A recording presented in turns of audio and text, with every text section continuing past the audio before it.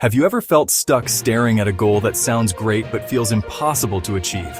Like improving your performance without knowing exactly what that means, or boosting productivity without knowing where to start? Maybe you've been handed goals by managers that leave you scratching your head, wondering how you're supposed to make it all happen. In fact, setting ambitious goals without clarity is a bit like your manager asking you to build the Burj Khalifa by next Tuesday. Sure, ambition is great, but let's add a bit of reality to that skyscraper, shall we? The real value of SMART goals is that they transform these vague, overwhelming intentions into clear, actionable steps. With SMART goals, your ambition isn't just a towering idea. It's a concrete, achievable plan that motivates action, sharpens focus, boosts productivity, and ultimately drives results. Welcome back to another video where we explore SMART objectives. Before diving into the details, let's begin with the why. Managers often use SMART objectives to bring clarity and structure to performance management. It's easy to say, we need to improve our sales numbers, or we want to offer better customer service. But those statements can mean different things to different people. Like when someone says, let's grab coffee sometime, and you both know that coffee will never happen. SMART objectives transform broad goals into precise commitments that guide behavior. SMART objectives help to simplify the complexity. Clarity. When you spell out exactly what you need to achieve, people know where to direct their time and energy. Focus. SMART objectives zoom in on what's truly important, filtering out the cat videos from your important emails. Filtering out the nice-to-haves from the must-dos. Consistency. By applying the same structure to each goal, managers reduce confusion about what's expected. Alignment. They can ensure each team member's objectives line up with departmental and organizational priorities. Fair assessment. During performance reviews, measurable objectives make it easier to provide evidence-based feedback. Empowerment. Employees know exactly what's required, so they can take ownership of their tasks, rather than relying on guesswork. Because SMART objectives include measurable milestones and deadlines, they help employees see progress, creating momentum. Think of it as earning badges in a game. Everyone loves leveling up. Accountability. They also enable managers and employees themselves to assess whether a goal has been reached. No more guessing games or awkward, vague performance reviews. Once I told a manager the objectives he set for his team were not SMART. He said, "Well, I'm sorry they're not smart enough for you." "No, I meant SMART," I said, which stands for specific, measurable, achievable, relevant, and time-bound. Not just smart, but smart. Let's tackle each part in detail. A goal that's too broad or generic can paralyze progress. You want to pinpoint exactly what you need to accomplish. If you ask a team member, "Do you know how to make this happen?" they should be able to say yes or no without a second guess. When you're writing down your objective, ask yourself, if I shared this goal with someone new on the team, would they know exactly what I need? What does success look like? And how do you know when you've arrived? This is where numbers, metrics, and data points come into play. Example of a non-measurable goal. Improve team productivity. Example of a measurable goal. Increase the team's monthly task completion rate by 20% compared to last quarter. There's usually some data that can show whether you're making progress. If you're a manager, it's wise to involve team members in setting objectives so that everyone agrees the goal is attainable. Account for obstacles. Are there budget limitations, time constraints, or skill gaps? Factor these into your planning. More realistic approach. Increase sales by 20% in the next quarter by improving our lead qualification process and training our sales team.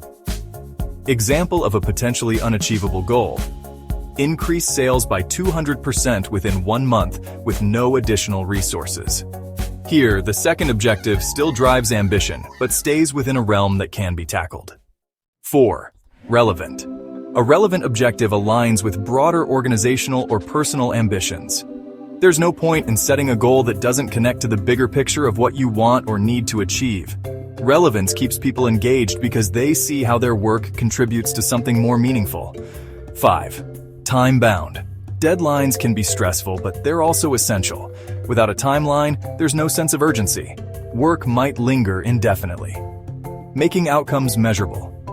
When you don't have a clear metric, Sometimes you might be pursuing goals that don't lend themselves easily to a specific data point.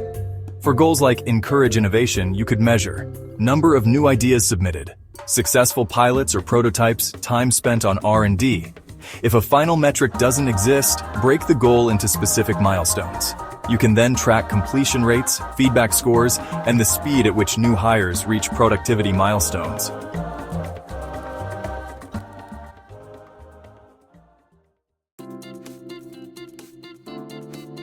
A step-by-step approach to developing SMART objectives. Now, let's bring it all together in a simple, repeatable process you can use whether you're setting goals for yourself or helping others do it. Step 1. Start with a broad goal. Write down your initial idea even if it's vague. Something like, improve our customer service experience. Step 2. Add detail to make it specific. Ask yourself, who is involved? What are the actions? Where will it happen? How will it happen? Step 3. Determine the metric. Figure out how you'll measure success. It could be something like the average time to close a support ticket, the percentage of tickets resolved on the first contact, or survey feedback from customers. Step 4. Challenge the goal's achievability. Ensure it's stretching but feasible. Ask your team or key stakeholders for their input. If they say, this is impossible without extra resources, consider adjusting the scope or timeline. And speaking of achievability, setting a goal for the entire year that you'll nail by the end of the first quarter isn't exactly stretching yourself. That's like signing up for a marathon and stopping after 5 minutes because, hey, at least you started running. Goals should push you to grow, without pulling a muscle, of course. Step 6. Add a deadline. Identify when you plan to achieve this. Is it by the end of the quarter, fiscal year, or a specific date? Ensure the deadline is realistic, but not so comfortable that it kills the sense of urgency. Step 7. Finalize the SMART statement. Now bring all these elements together in one coherent statement. For example, by the end of Q4, improve our first contact resolution rate for customer support tickets from 65% to 80% by enrolling all frontline support agents in the new ticketing system, training and monitoring weekly progress. Now, let's talk about pitfalls and best practice.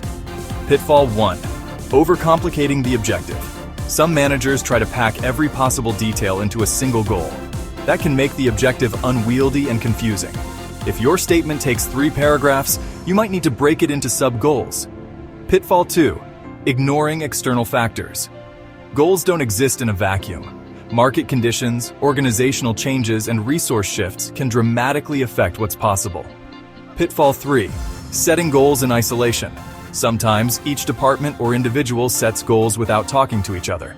This can create overlaps, conflicts, or missed opportunities for synergy. Pitfall 4. Focusing on the metric, not the meaning. In the rush to make goals measurable, some managers fixate solely on the number without understanding what that number represents. Best practice: regularly review and adjust goals if external circumstances change significantly. It's better to update an objective than to keep pushing for something that's no longer aligned with reality. Best practice: align team goals with departmental and organizational targets. Encourage cross-functional collaboration so goals support each other rather than conflict. Best practice: always connect metrics back to outcomes that truly matter.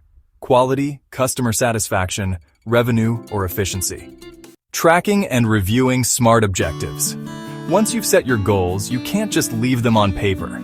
They need ongoing management. Regular check-ins. Weekly or bi-weekly reviews can help identify early roadblocks and celebrate small wins. Progress metrics. If your goal is time-bound, for example, by the end of the quarter, figure out what your midpoint target should look like to stay on track. Adapt if necessary. Goals may need tweaking as new information comes to light. Don't be afraid to adjust if you discover new insights or face unexpected challenges. Postmortem. Once the deadline passes, assess what went well and what didn't. Use these insights for future goal setting. SMART objectives aren't just for individual performance management. They can be used for team goals, project objectives, or even personal development outside the workplace. For instance, if you want to learn a new skill, specific. Complete an online data analytics course focusing on customer behavior metrics, measurable. Attain a course completion certificate and apply the techniques to improve our customer retention rate by 5%. Achievable. Block out 2 hours every Saturday for study and request mentorship from an internal data analytics expert. Relevant. Data analytics knowledge is relevant because we want to use data to make smarter marketing decisions. Time-bound. Finish the course and present key insights to the team within 3 months.